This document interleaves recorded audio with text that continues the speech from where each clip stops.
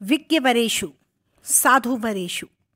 बहुत काल पश्चात आपसा पुरुष भाग्य का विधाता हुआ है। एक पंडित, विचारवान और आडंबर रहित सज्जन को अपना अवसर होते देखकर अपने भाग्य को अचल अटल और कभी टस से मस न होने वाला, वरंच आपके कथनानुसार समझने पर भी आडंबर शून्य भोले भाले भारतवासी हर्षित हुए थे। वे इसलिए हर्षित नहीं हुए कि आप उनके भाग्य की कुछ मरम्मत कर सकते हैं। ऐसी आशा को वे कभी की तिलांजलि दे चुके हैं। उनका हर्ष केवल इसलिए था कि एक सज्जन को, एक साधु को यह पद मिलता है। भले का पड़ोस भी भला, उसकी हवा भी भली। जो गंदी कछु न दे नहीं, तो हु बास सुवास।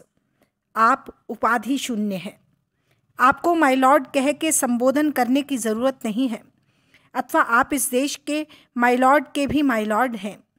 यहाँ के निवासी सदा से ऋषि मुनियों, साधु महात्माओं को पूजते आए हैं, और यहाँ के देशपति नरपति लोग सदा उन साधु महात्माओं के सामने सिर झुकाते और उनसे अनुशासन पाते रहे हैं। उसी विचार से यहाँ के लोग आपके नियोग से प्रसन्न हुए थे। एक विचारशील पुरुष का सिद्धांत है कि किसी देश का उत्तम शासन होने के लिए दो बातों में से किसी एक का होना अति आवश्यक है। या तो शासक साधु बन जाए, या साधु शासक नियत किया जाए। हाकिम हकीम हो जाए, या हकीम हाकिम बनाया जाए।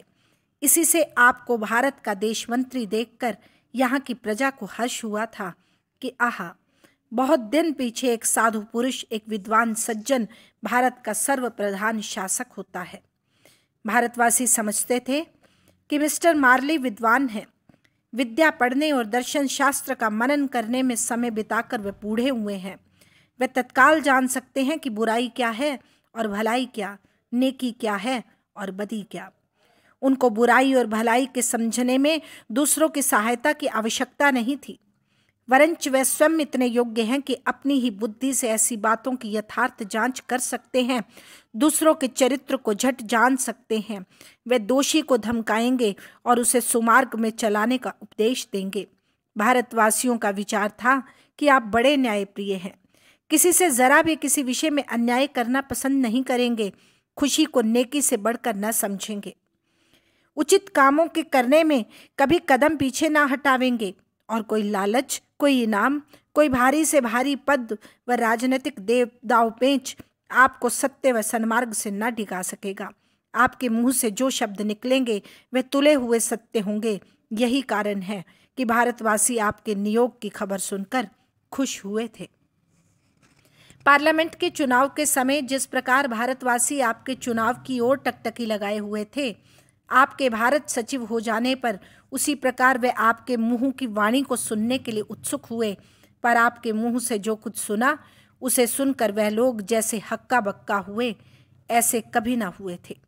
आपने कहा कि बंग भंग होना बहुत खराब काम है, क्योंकि यह अधिकांश प्रजा वर्ग की इच्छा के विरुद्ध है।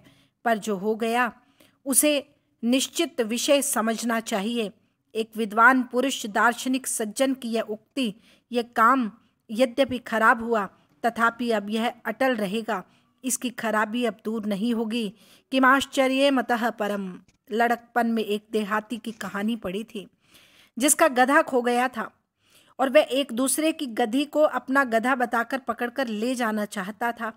पर जब उसे लोगों ने कहा कि यार, तू तो अपना गधा बताता है, देख यह गधी है, तो उसने घबराकर कहा था कि मेरा गधा कुछ ऐसा गधा भी न था। गवार का गधा गधी हो सकता है, पर भारत सचिव दार्शनिक प्रवर मार्ली साहब जिस काम को बुरा बताते हैं, वही निश्चित विषय भी हो सकता है। यह बात भारतवासियों ने कभी स्वप्न में भी नहीं विचारी थी कि जिस काम को आप खराब बताते हैं, उसे वैसे का वैसा बना रखना भी चाहते हैं। यह नए तरीके का न्याय है। अब तो लोग यही समझते थे कि विचारवान विवेकी पुरुष जहाँ जाएंगे, वहीं विचार और विवेक की मर्यादा की रक्षा करेंगे। वह यदि राजनीति में हाथ डालेंगे तो उसकी जटिलता को भी दूर करेंगे। पर बात तो उल्टी देखने में आती है। राजनीति बड़े बड़े सत्यवादी साहसी विद्वानों को भी गधा गधी एक बतलाने वालों के बराबर कर देती है।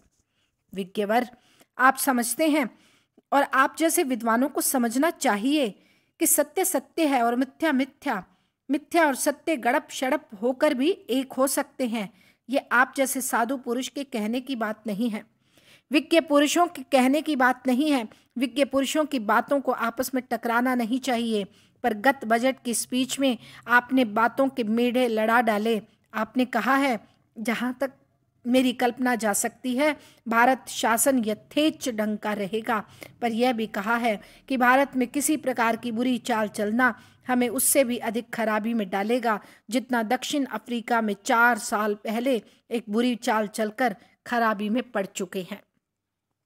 आपने कहा है, हिंदुस्तानी कांग्रेस की कामनाओं को सुनकर मैं घबराता नहीं, पर यह भी कहा, जो बातें विलायत को प्राप्त हैं वे भारत को सब प्राप्त नहीं हो सकती।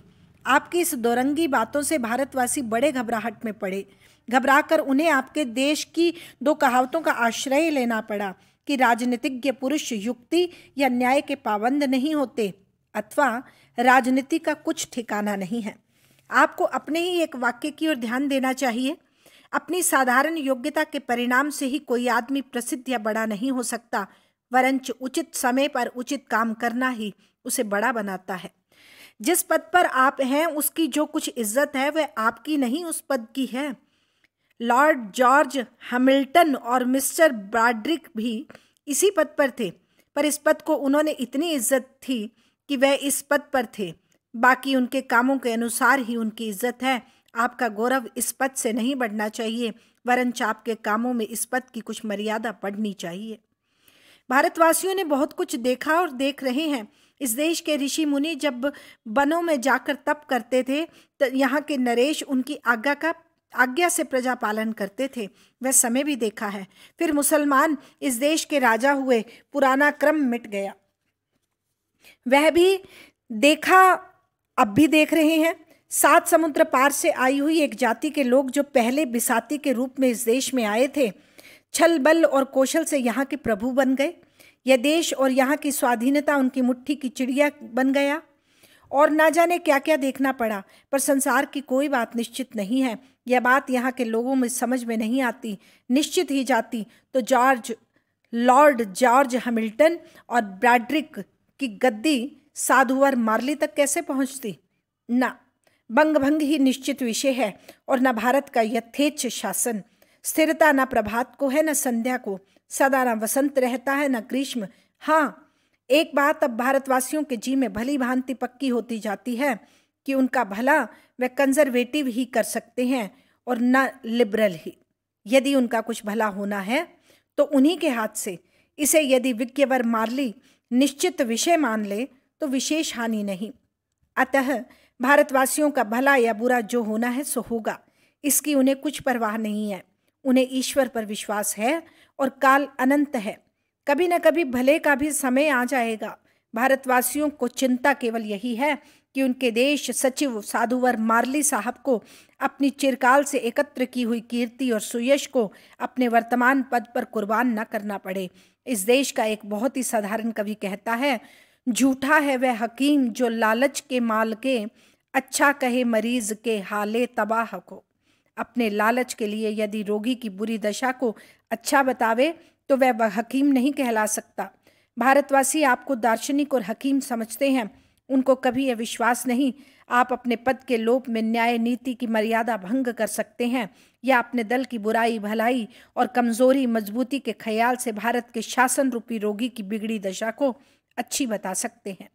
आप ही के देश का एक साधु पुरुष कह गया है कि आयरलैंड की स्वाधीनता मेरे जीवन का व्रत है, पर इस स्वाधीनता पाने के लोभ से मैं दक्षिण अफ्रीका वालों की स्वाधीनता छिनवाने का समर्थन कभी ना करूंगा।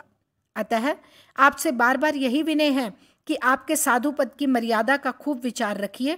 भारतवासियों को अपनी दशा की परवाह नहीं, पर आपकी इज्जत का उन्हें बड़ा ख्याल है। कहीं आप राजनीतिक पद के लोभ से अपने साधु पद को उस देहाती का गधा ना बना बैठें। अपने सिर का तो हमें कुछ गम नहीं, खम न पड़ जाए तेरी तलवार में। भारत मित्र 16 फरवरी 1907 ईस्वी।